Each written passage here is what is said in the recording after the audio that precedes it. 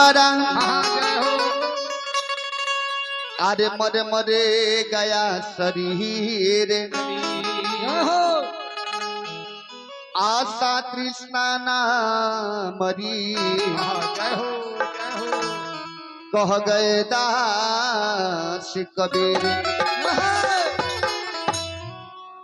सरकार ई माटी के शरीर माटी में एक दिन मिल जाएगी।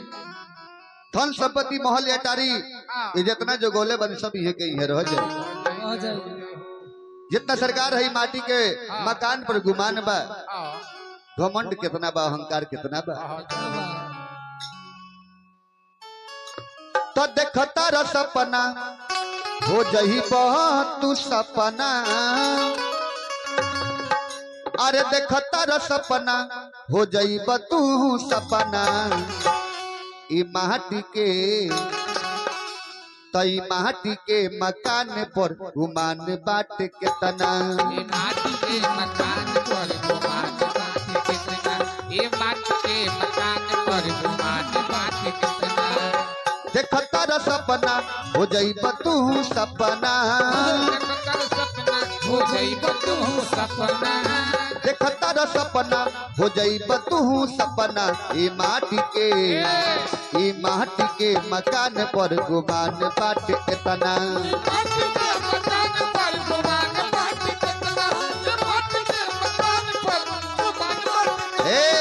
कवि जी और लिखनी अरे रहल नहीं जग में घर ढह गईल के तना, अरे रहल नहीं जग में घर ढह गईल के तना। ई माटी के मकान पर गुमान बाट इतना।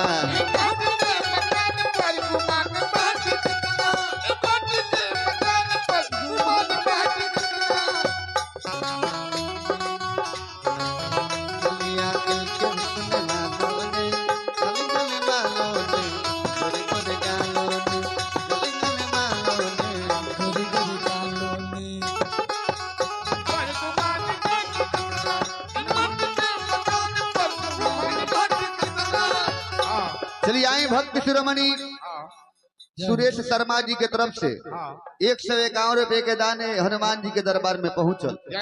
हनुमान जी से विनती रही, प्रार्थना रही कि मैं के दिन दुना रात चौगुना बनौल रही, ऐसे कि सवेरे से छुपल अब के आवत नहीं। लेकिन बड़ा सुंदर बात करिए कि घर छवा जाए तो चूहे के ना चाहिए, घर अरे छवा जाए तो छुए के ना चाहिए, दूसरा के सामान बिना पूछले छुए के ना चाहिए। अपना अपना कर्म के हिसाब से मिले है भगत जी, दूसरा के निमन सामान देख के मुँह के ना चाहिए। मान तनी सरकार है बड़ा रुआ लगे जवानी चढ़ल बा, सरकार बंदूक उठा के रुआ राज करतनी, लाठी उठा के रुआ राज करतनी। लेकिन जहिया ई शरीरिया थक जाई दौरे पर सब कुछ करे में जहिया बूढ़ा जाई शरीरिया दूलात कोई मारियो को चली तो बाप रे बाप शक्ति रहे तब न लड़े। कवि जी कहनी अरे मनली उठा के तू बंदूक राज करब, आई बूढ़ा पात टोटा कैसे भरब।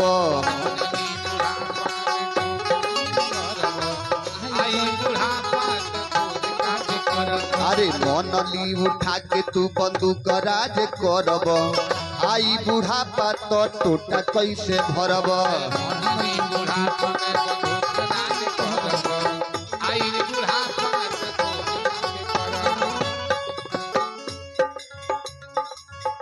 कौन टोटा?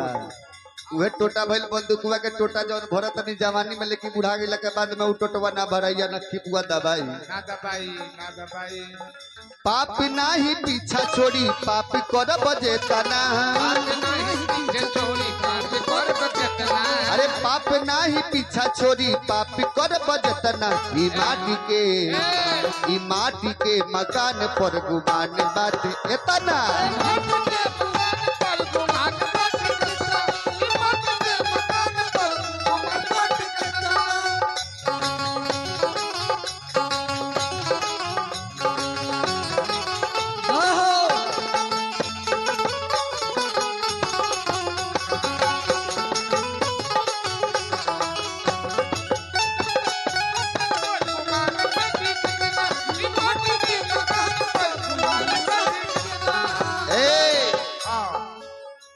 तो लूट पाट चोरी झूठ 4 दिन के खेला भोगे वाला राजी भोगी जइब तू अकेला।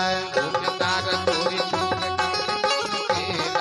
भगवान राज भोगी जइब तू अकेला। सरकारे हई धन संपत्ति लूट मार चोटी चोरी चकारी करके जगह भी गोटा कइले बनी कहेला कि हमरा बबुआ राज करी है। लेकिन ये मेरे का बबुआ बालक बाबू 4 लाख सवेरे या 4 लाख बिहनई या 4 लाख दोपहर में और सेवा होता माई बाप के। आहा उहे धन खातिरा मर जाए सरकार कुछ खाली लेके ना जाए। अरे लूट पाट चोरी झूठ 4 दिन के खेला। चली रीति कृति कुमारी के तरफ से रामे रौद हमरा बुझाता ये बताई लगा कि बेलवा गांव में खाली 10 टकिए 20 टकिए चलेला हैं। चली वहां के तरफ से 21 रुपए के दान हनुमान जी के दरबार में पहुंचल। लेकिन बड़ा सुंदर बात कहलिए कि जवना गछिया में पानी पटौल तो अपना हाथे कटावल महापाप हो। आ दुख के दरिया में जवन इंसान अगर डूबत होके उ मनई के सटावल महापाप हो।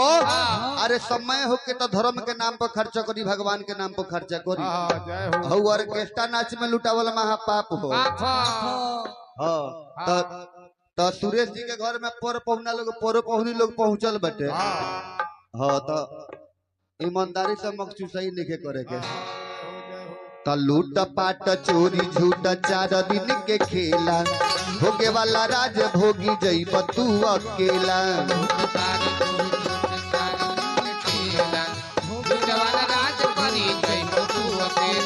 छोड़ दिहल बारे काहे राम नाम जपना। अरे छोड़ दिहल बारो काहे राम नाम जपना। ई माटी के मकान पर गुमान बाटे इतना।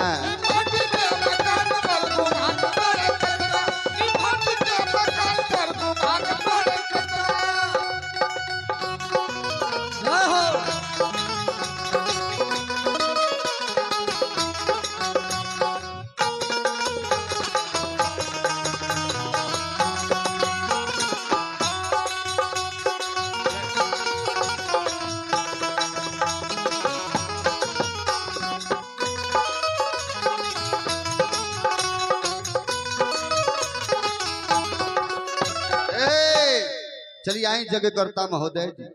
सुरेश शर्मा जी के तरफ से 102 रुपए के दान ये हनुमान जी के दरबार में पहुंचल। हनुमान जी से विनती रही प्रार्थना रही कि मैं हर मनोकामना पूरा करत रही। लेकिन बड़ा सुंदर बात कहनी कि फूटते किरनिया लाल होला फूटते किरनिया लाल होला। अरे आदमी के चले के अपन अपन चाल होला। बोलही के बात सोच समझ के बोलिए बेलवा गांव में काहे से कि बोलल के जीव के काल होला। बोल की केहू के ताकल जिंदगी संवार देला आ केहू के ताकल चढ़ा देला फांसी। केहू के ताकल पहुंचा देला काशी। आ हम कहीं रहुआ और ताक देने साड़ू भाई तरा और कुर्ता लेना बाची। चलते चलते कभी जी बताओनी तो माटी के देहिया माटी में मिल जाई मुआला के बाद भी जमाना गोरियाई।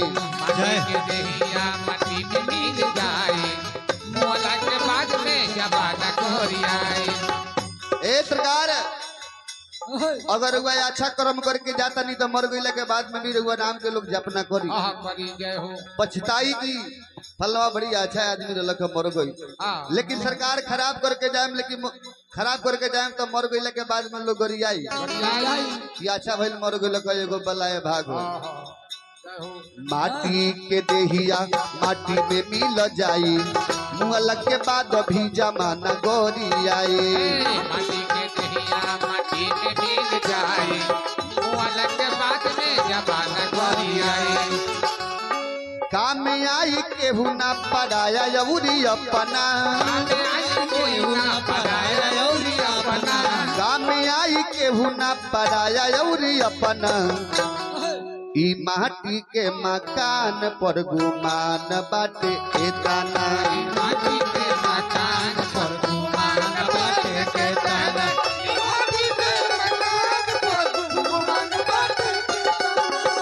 देखो तारा सपना हो जाइबा तू सपना तारा सपना हो जाइबा तू सपना माटी के मकान पर गुमान बाटे एतना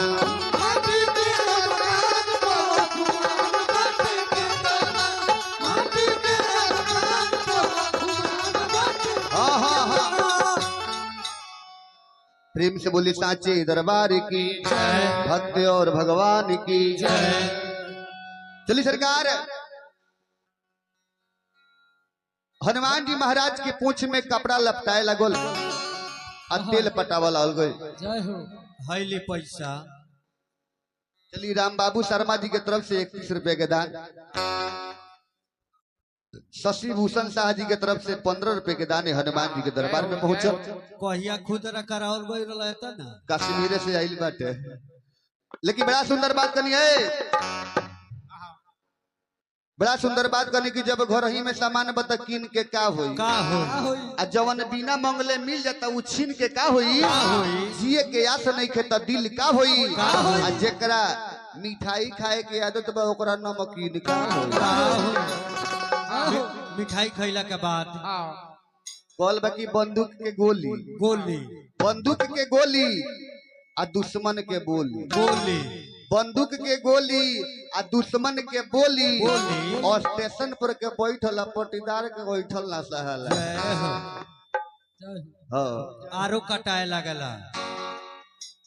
हनुमान जी के पूंछ में देखी आगी लगा दहल गई सरकार। लंका के घर घर से कपड़ा और तेल आ गई हनुमान जी के पूंछ में लपेट दहल गई, लेकिन दूगो घर से ना आई रहे सरकार, एगो कुंभकर्ण के घर से एगो विभीषण जी के घर से, बाकी लंका के सब घर से आई रहे। देखी हनुमान जी के पूंछ में आगी लगा दहल गई, हनुमान जी महाराज उलटी पलटी लंका सब जारी। देखी कैसे आगी लगावत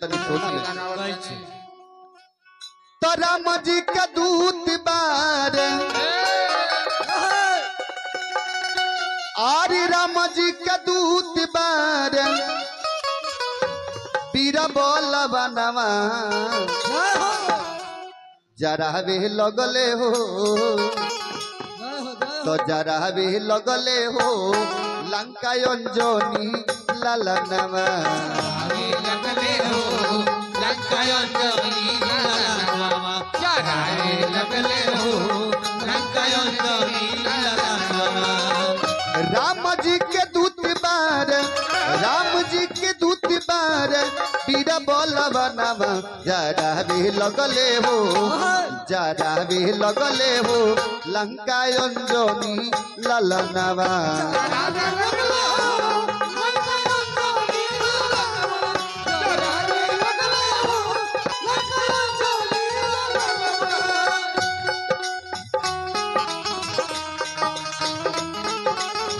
क्या बात है।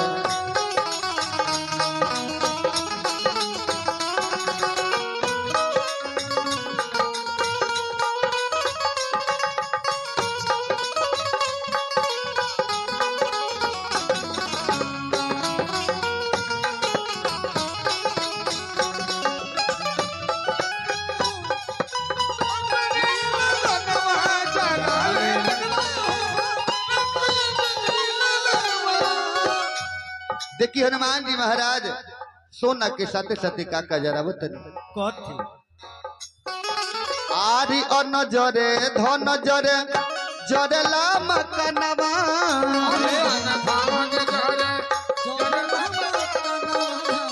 और नजरे धन जरे जरला मकनवा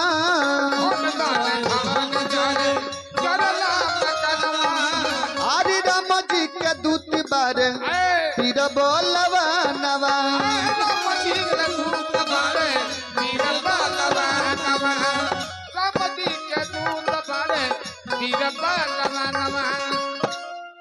तो सुनवा की लंका जोरे। चलिए आई भक्त शिरोमणि एगो माता जी के तरफ से 11 रुपए के दान। सोनवा की लंका जोर आर घीव की समनवा त जरा भी लगले हो लंका अंजनी ललनवा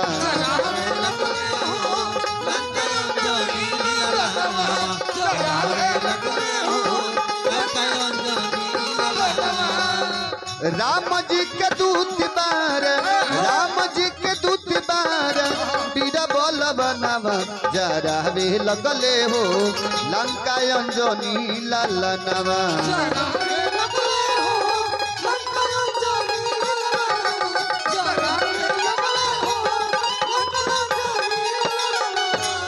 मंगल मूर्ति मारुत नंदन सकल मंगल मूर्ति तब लगे हृदय वसत कलनाना अस कहे करत दंडवत देखा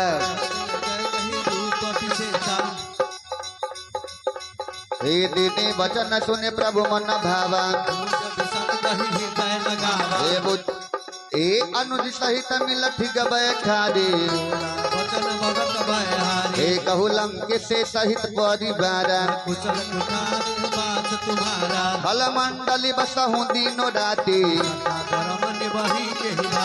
मैं जानहूँ तुम हर सब रीति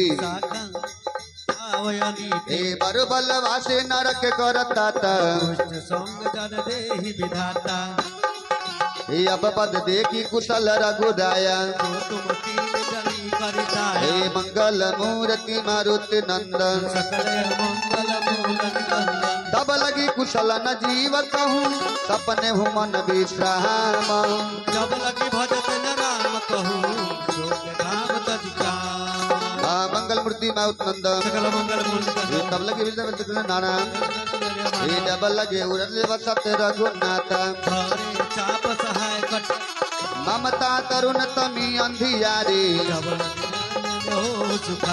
तब लगे वसत जीवन मन माही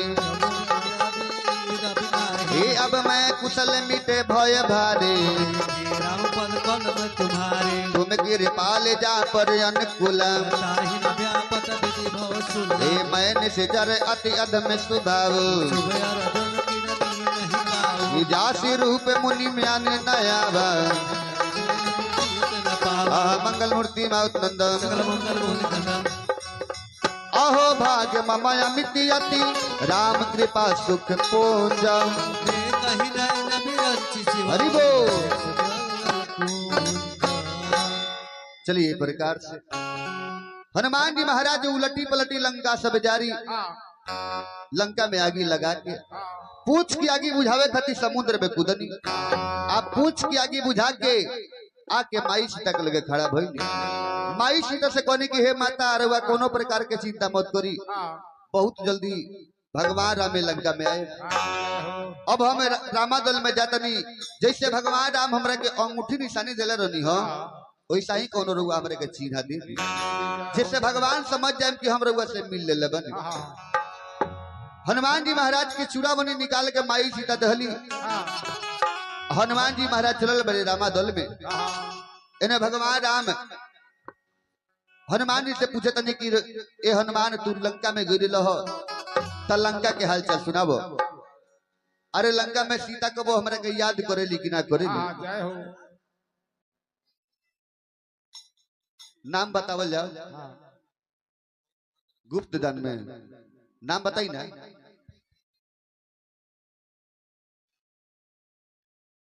चलिए गुप्त दान महादान होला चलिए वहां की तरफ से 51 रुपए के दान हनुमान जी के दरबार में पहुंचल हनुमान जी से विनती रही प्रार्थना रही कि वहां के हर मनोकामना पूरा करत रहे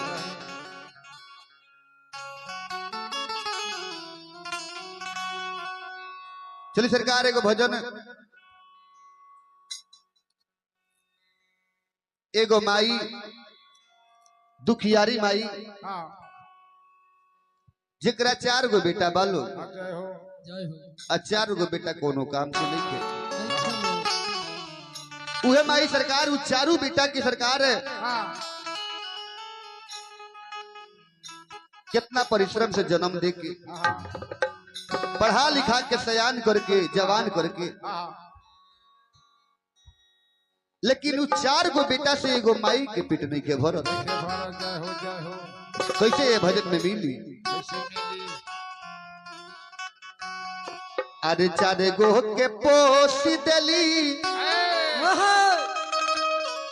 दूधवा पियाई के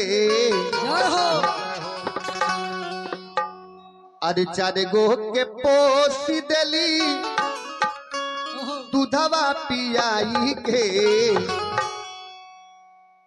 तो चारे गो से पे चली नगीना शाह केसरी वहां की तरफ से 51 रुपए के दान हनुमान जी के दरबार में पहुंचल।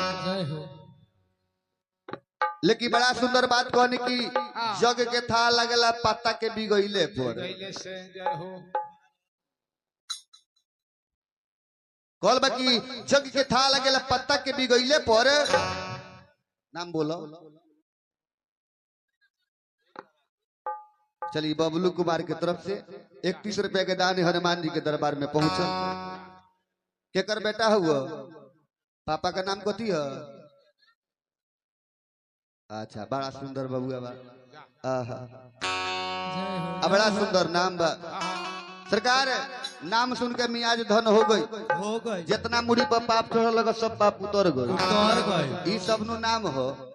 अरे एक कलयुग में माई बहन लोग नामों धरता है बताई तो बबुआ लोग के चुन चुन के नाम धराता है। सब यूरिया के कमी न हो। बबुआ लोग के हमारा नाम धरता टिंकू बा चिंटू बा पिंटू बा रिंकू बा ये जानता नहीं के कर नाम हो सब अंग्रेजन के पीलन के नाम हो। अरे नाम हो के राम जी, नाम हो के कृष्णा जी, नाम हो के कन्हैया जी, नाम हो के शंकर जी हो। आ कहीं बबुआ के नाम धरा जाओ शंकर जी चाहे शंकर। अब बिहने जब बबुआ सयान होके तो माई कहते रे शंकरवा रे। तो सरकार देखी देवता लोग के नाम चुन चुन के रखो तो कम से कम बबुए बड़ा तक हम करे के इज्जत किससे नाम ली। हाँ तो कन्हैया जी नामे धरा जाओ बबुआ से रोज सवेरे शाम भेंट हो के पोखरा के आट पर बंसी लेके। हाँ तो नाम धैले न धैले।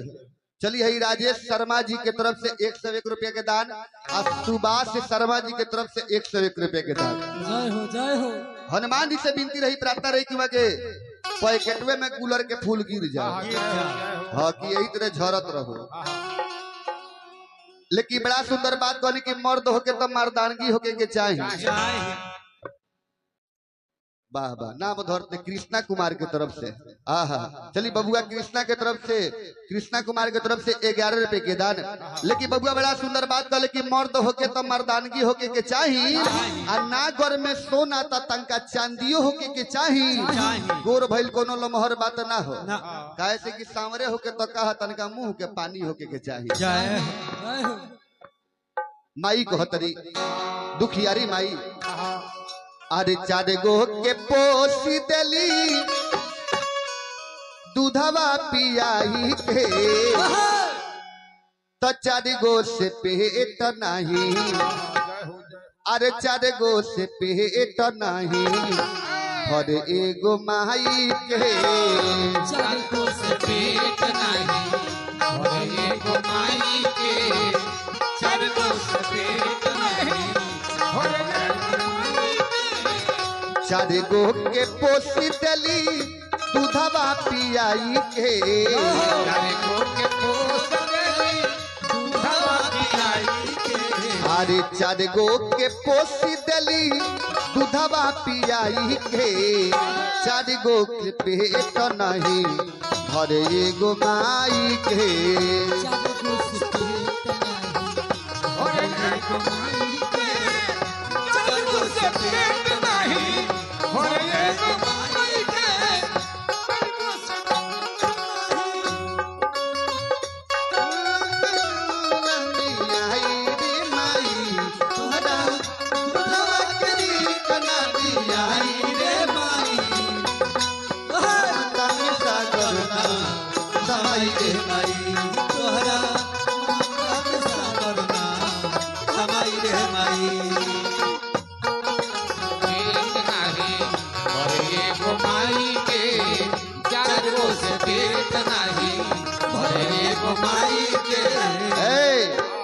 रुको सरकार हुए माई बबुआ से कहले कि हे बाबू बबुआ हमरा डांड में बड़ी जोर से दर्द हो गइल बा, हो गइल बा जाके बाजार से 2 खुराक दवाई लिए दे तो बड़ा पुण्य के काम होई। होई बबुआ कहले कि चुप, चुप अरे खुदरा पैसा बा नहीं खे तारा दवाई खतरा।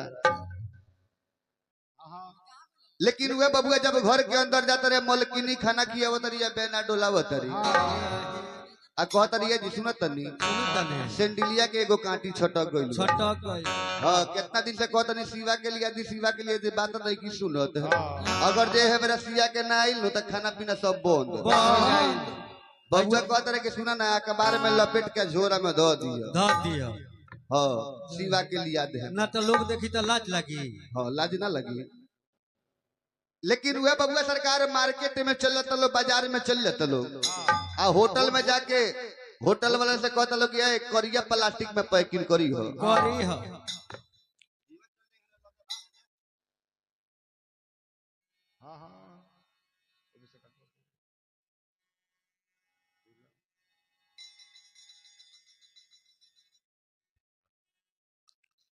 सरकार होटल वाले से कहला कि ये करिया प्लास्टिक में पैकिंग करी हो आधा किलो रसगुल्ला चाहे 1 किलो रसगुल्ला मिठाई किना जाता आ साइकिल के हैंडल में चाहे मोटरसाइकिल के हैंडल में लटका दो आ जब बबुआ घर के 10 कदम दूरे रहता तो हॉर्न मारल घंटी मारल स्टार्ट हो जाता लइकवा बड़ा सा पापा पापा कह के आओ तरह से रसगुल्ला मिठाई लेके जा तरह से माई बैठल बड़ी दरवाजा पर माई के कुछो नहीं खेलो माई के मोतिया बीन छपले बा लेकिन प्लास्टिया कुरकुराता जरूर।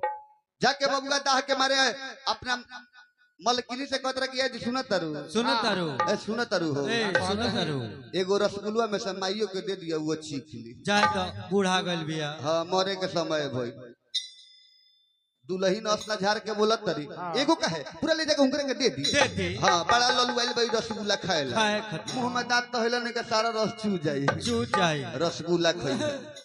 सरकार ना घर के माई खातर ना बाल बच्चा खातर ना बेटा पतोह खातर झूला के फेंक खादर पर आ गांव के पागल कुकुर खातर बताई देखी सरकार एगो रसगुल्ला माई के देवे की का बात हो गई पहाड़ टूट के पड़ गई। सरकार उहे माई के माई रे कहल जाला ये बबुआ माई रे कहले आ ये बबुआ कहीं ससुरारी चल जा आ उ सासू माँ के कहत कि माई रे प्रणाम तो सासू माँ कहन कि कहां से खोज देलवा से भकलो लवा दामाद बताओ त एकरा बोलहु के लूर बा जनता ने दामाद कोई किस्म के होला कय गो दामाद 3 किस्म के होला कौन एगो होला दामाद एगो होला दमदम दम एगो होला दमदोली जय तो दमदम के काम जानता नहीं का हो दमदम के काम हो कि ससुरारी चल रही है आ मार्केट में जाके पहले तो भाड़ा पर के जूता भाड़ा पर के चप्पल भाड़ा पर के जीन्स भाड़ा पर के कुर्ता यहाँ तले भाड़ा पर के मोटरसाइकिलो भी आ सलेंसर खोला जाता आ ससुरारी बबुआ जाता रहे आ 3 बेर रोड में पहले ही गाड़ी घुमावत रहे चिन्हवा देता रहे कि हाँ फलनवा के दामाद हो एगो होला लो दमदोली तो वो लोग काम जानता नहीं का हो ससुरारी में 5 महीने में बियाह रही रू तो दूसर के महीना में ससुरारी पहुंच जाई है ससुरारी के नून तेल सब जोड़ाए लगे तो सास ससुरगता के सास कहन के बबुआ नाम बोलो प्रिंस कुमार। चलिए प्रिंस कुमार की तरफ से 21 रुपए के दान हनुमान जी के दरबार में पहुंचल कहे कि ए बबुआ तनी यही घरवा देखत रही हम बकरी बेलगा के आवत सुनी ना दुआरो बाहर देम तनी बताई ना दामाद के काम ये हो सरकार दामाद ओकरे के कहले कि 6 महीना साल भर पर ससुरारी गई आ राते के गइल भोरे उठ के चली हां केहू देखलक त केहू के देखबो ना कइल ओकरा के कहले दामाद। सरकार हुए माई देखी कितना परिश्रम से बबुआ के 9 महीना पेट में लेके अपना पोसेली बबुआ के जवान करेली पढ़ा लिखा के सयान करेली लेकिन वह बबुआ के जब दुल्हन घर में आ जाता रही बबुआ के संस्कार बदल जाता तो जवन माई आरे जवन माही पूछे काहे सुखल बा होठ रे वही माई के देता लोगावा दिलावा को चोट रे जब माही पूछे उठ रे ओही माई के देत बालो हतमा को चोट रे आरे जवन माई पूछे काहे सुखल बा होठ रे वही माई के देता लोगावा दिलावा को चोट रे वही माई के देता लोगवा दिलवा को चोट रे वही माई के देता लोगवा दिलवा को चोट रे बबुआ उहे माई बबुआ के सुखला सुतावेली अपने भीजल पर सुतेली ये बबुआ सुखला सुती है तो ठीक रही है न तो भीजला अगर बबुआ सुती है तो सर्दी जुकाम हो जाए बबुआ के बुखार लग जाए अरे भीजले सुतेली अपने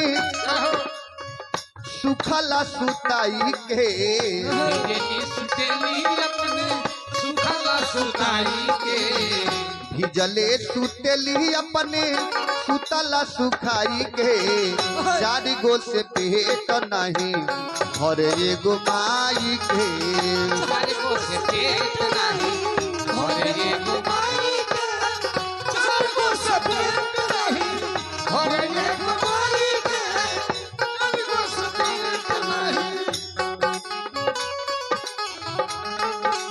जय हो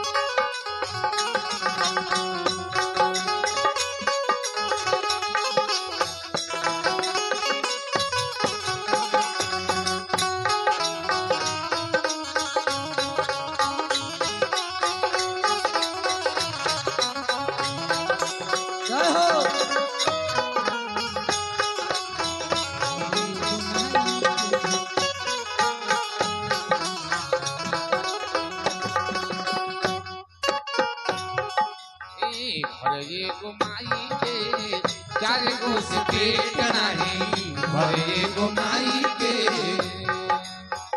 और माई कहले कि ये बाबू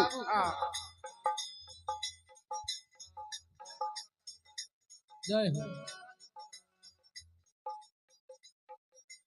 अरे एगो घास टंगवा दी तनी वो आम के दाढ़ी टूटे ऊपर डाल दिया एगो हरियर चीज लिया के पर टांग दिलंगा तनी यहाँ के कान में घुसता रहे कोई बेरा से परेशान बनी तो कहेला नो कि दर्द हमरा इतना बा आखी एगो कमर मंगा दिया ओढ़ ले ना जान का एगो मुसहरी लिया के वही पर टांग दी हाँ बाप रे बाबू हौसला नु तो बुझाला कि कहीं भूकंप पे होके वाला बा हाँ बुझला आपके मारकरी बोर के बुटाइल बा आहा माई के चार गो से पेट नहीं और एगो माई के तो आचारा ओढ़ा के माई दूधावा पियवली याद कर बाबू तोहर के गोदी में खेलवली आज कर बाबू तोके गोदी में खेलवली आज कर बाबू तोके गोदी में खेलवली आरे आचारा ओढ़ा के माई ए चली गुड्डू बैठा जी के माता जी के तरफ से 22 रुपए के दान हनुमान जी के दरबार में पहुंचल जय हो जय हो बड़ा सुंदर बात करिए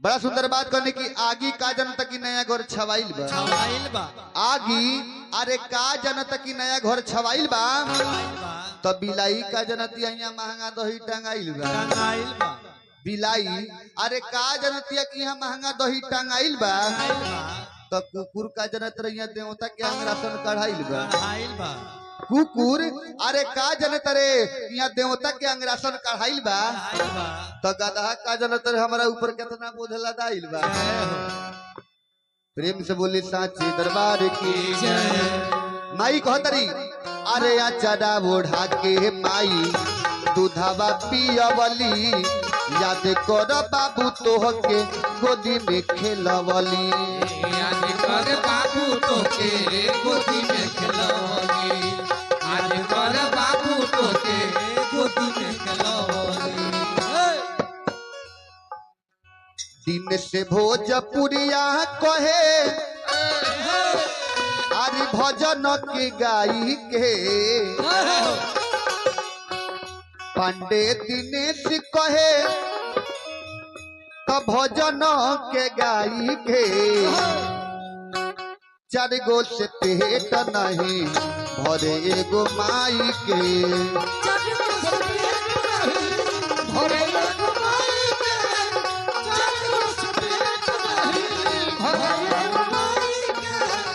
चार गो के पोसी देली दूधवा पियाई के दूधवा पियाई के चार गो से पेट नहीं भरे एगो माई के